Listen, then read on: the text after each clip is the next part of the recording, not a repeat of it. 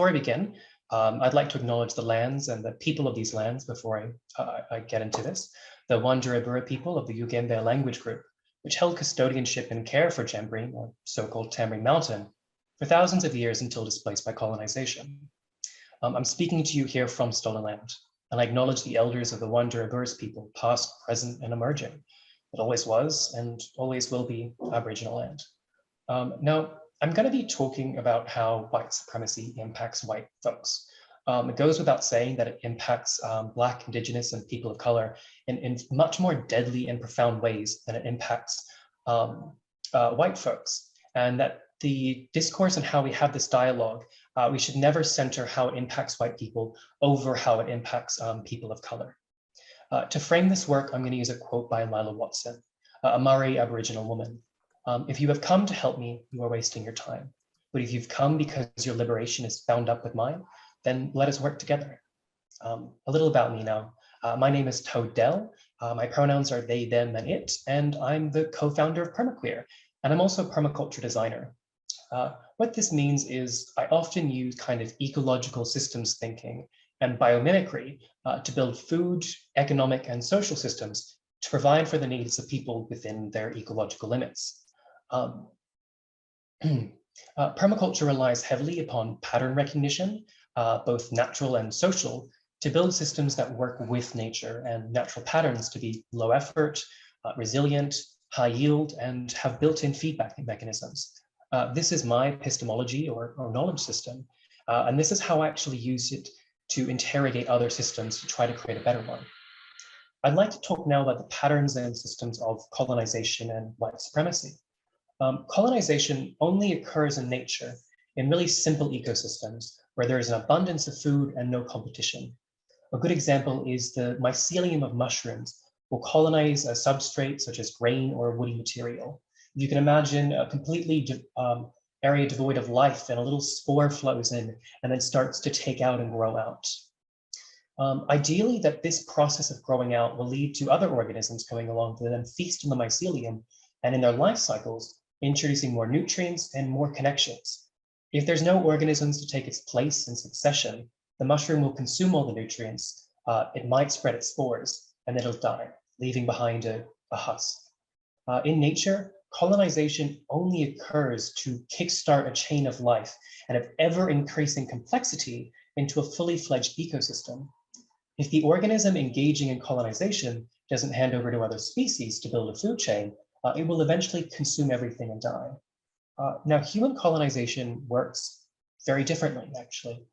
It doesn't start off at the beginning and act in succession. It comes into a fully fledged ecosystem and collapses it and the indigenous communities into simpler relationships and extracts from them. Colonization in human spaces simplifies complexity and collapses relationships. It homogenizes everything that's different into a sameness, and will often use the tools of white supremacy, violence, patriarchy, heteronormativity, and any of the other kind of self-affirming systems of violence to extract money, labor, and resources from a people and from a landscape. Now, white supremacy.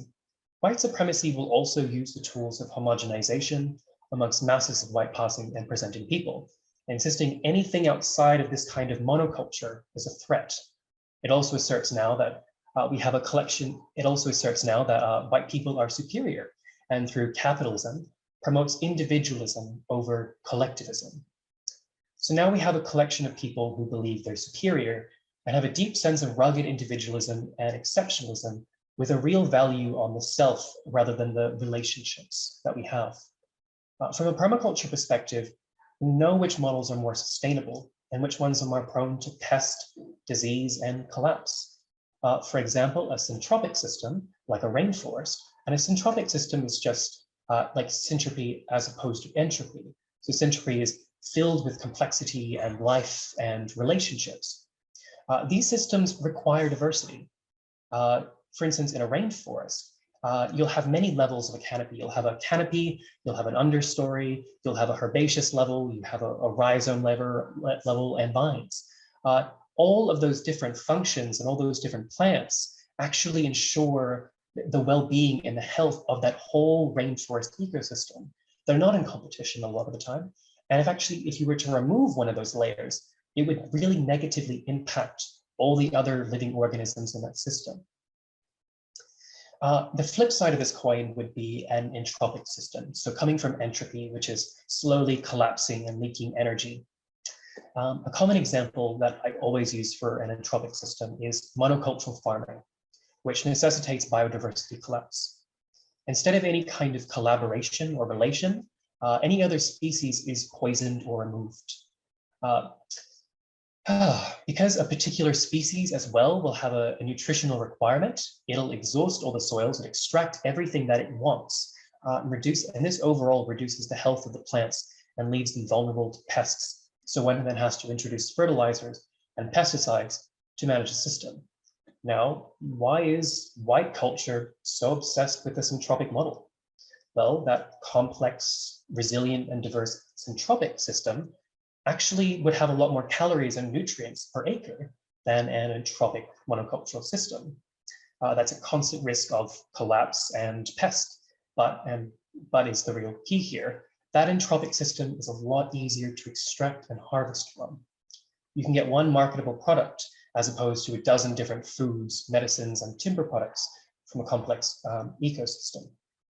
What we see here, if we put our pattern recognition hat on, is that simpler systems allow for extraction of energy at quicker rates. Also, it allows us to transfer and move those resources across the lands that's dominated at high speeds. The cost of these systems, though, is the risk of collapse. While a specific date is widely contested still, it's getting thrown around. It is understood, though, that under current monocultural farming practices, our soils are becoming depleted, and we will eventually struggle to provide and grow food. Now, apart from the fact that this is seemingly an apparent death cult, why do we as white folks want to dismantle a system that disproportionately resources us? I'm going to go into a bit here about how white supremacy can kneecap white folks' capacity for collaboration and community, amongst a few other really important key skills that we know are actually crucial for white relationship and this fight in solidarity against climate change. We've established one of the main patterns of colonization and white supremacy are extraction and homogenization. We also know that doesn't happen in nature, naturally, in fact, quite the opposite. So something has to occur to keep us in this unnatural state.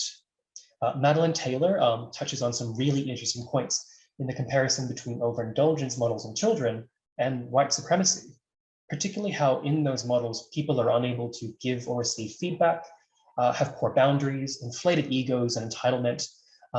They don't know how much is too much. There's a lot of profound learned helplessness and a sense that one is inherently exceptional. White supremacy extols the virtues of basically being overindulged, which results in a group of people who are over-resourced and underskilled to manage those resources.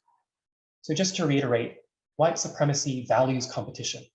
It values extraction, it values individualism and homogenization as some of its key pillars and tools. I'm going to touch on a previous point again as well, that white supremacy instills rugged individualism. In a model of extraction, there is an us versus them. There's never an us with them. And anything on the edge, anything that's queer or other or is seen as a threat to the monocultural system of extraction, as its key value is competition to determine your worth. We know we are a communal species. We dumped all of our evolution points into getting along. We're hugely interdependent upon each other, and it's only a system of extraction and privilege that allows us to pretend that we're not. Now, that's really quite the tricky thing. White people exist in an actual space of abundance and opportunity, but because of the value system and conditioning of white supremacy, functionally often exist and live and relate in a state of scarcity. Under these systems that value consumerism, individualism, and hierarchy, we've been robbed of a lot of the soft skills we need that will help us build community. Because of learned helplessness and the fear of the other, we often aren't empowered to, or even have the capacity to make positive change. White supremacy, as part of its homogenization, starts to reduce everything down into simple binaries with bad, man, woman, black, white, and there's absolutely no room for complexity or nuance or queerness or anything blended. And for the moment, I'd like to kind of do away with that tool of the master and explore what a queer third way would be for white folks. A lot of decolonization narratives very reasonably say, don't do the bad thing. But if as a part of history and colonization and white supremacy, you've lost a lot of your cultural identity and relating, for instance, a lot of Irish immigrants, for example, you're only really reliant on and only skilled in a culture of theft and homogenization. We take that metaphor a bit further, and now we're left with a choice of steal or starve. And as we know, that's really not much of a choice at all. Nature also abhors a vacuum. If you try and pull weeds out of your garden, they will just reappear, or even more insidious pests and diseases and weeds may emerge. If we try and root out disease culture, we need to plant something positive in its place. While I propose, what I kind of propose is that white folks need to do is to kind of find and / create a culturally appropriate epistemology or knowledge system. One that as a part of living and relating gives us the gifts of community, accountability, and helps us engage in the abundance of the world in a way that is equitable, and we can share it and not exist in a state of scarcity and have this idea that we have to hoard it, and that if anything is ever taken from us, we are at risk of death.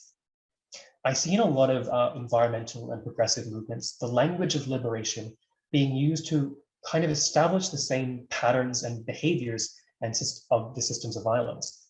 If our movements of liberation only use the tools of homogenization, competition, shame, extraction, constantly driving people to burnout, this kind of makes a poor bedrock for future culture.